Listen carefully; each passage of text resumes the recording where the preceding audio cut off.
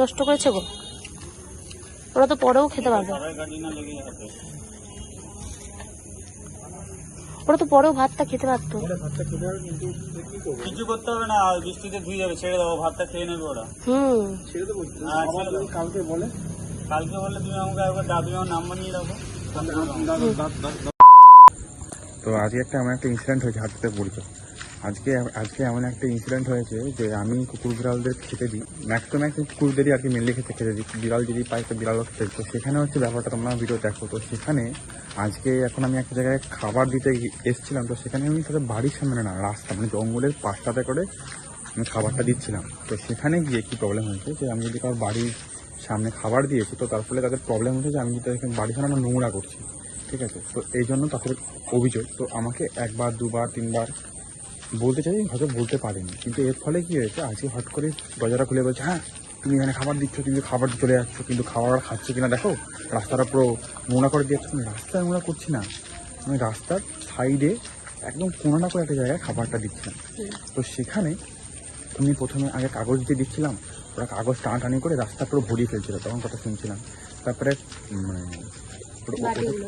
Tiffin বক্সের মতো একটা বাটিতে সেখানে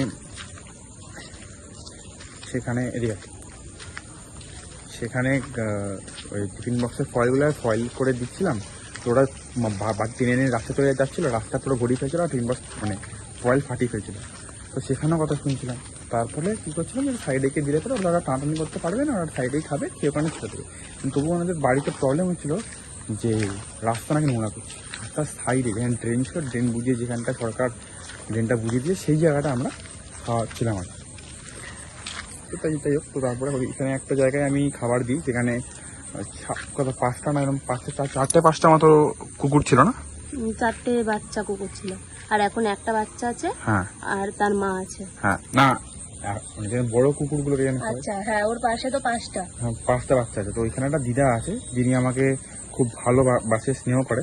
তো তার বাড়ির সামনে একটা জায়গায় যেখানে হাত ধরে যায় কি কলপাটের ওইখানটা করে আর কি খাবারটা দিলে পরে, তোমরা ভিতরে দেখেওছো হয়তো, কলপাটের ওইখানটা করে আর কি যখন খাবার দিই তখন অনেক মানে ছড়ায় আর কি খাবার, ওরা তাও ওরা খায়, সে কিছু যখন ছড়িয়ে দেয় যেটা খায় না, তখন তারাই পরে রাত্রিবেলা পরিষ্কার করে দেয়।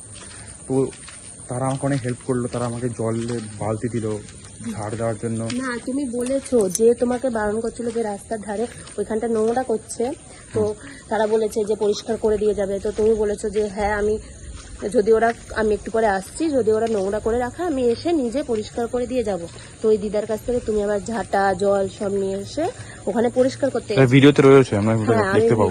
ভিডিও তো আজকে সেরকম করা হয়নি, চার্জও নেই ফোনে, তো সেরকম ভিডিও করা হয়নি। আর একটুখানি ভিডিও করেছি, ওই আমাদের সাথে দাদাটা গেছিল যে দেখতে কোনখানটা আমরা দিচ্ছি খাবার, বাড়ির সামনে না রাস্তার মধ্যে। তো ওই ভিডিওটা দেওয়া হয়েছে, ভিডিওর মধ্যে তোমরা দেখতেই পাবে। তো ওটাই হচ্ছে ব্যাপার। তো সেই সময় দাদাটা গেছিল, ওই দাদাটা নাম্বারও দিয়েছে, যদি কোনো প্রবলেম হয় তো দাদাটাকে ফোন করতে বলেছে। কুকুর রিলেটেড কোনো যদি প্রবলেম হয় হাতের পাড়ায় দাদাটাকে ফোন করতে বলেছে। তোমার ফোনে হয়তো সেরকম চার্জ নেই, হয়তো বন্ধ হয়ে যেতে পারে।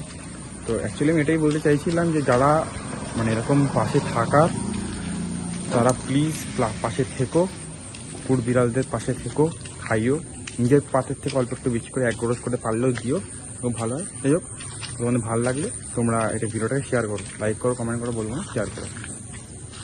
তো চল বাই। थोड़ा पापी मैं गाली देता काफी, पर जिंदगी में बढ़ने के लिए कभी न चाटी 3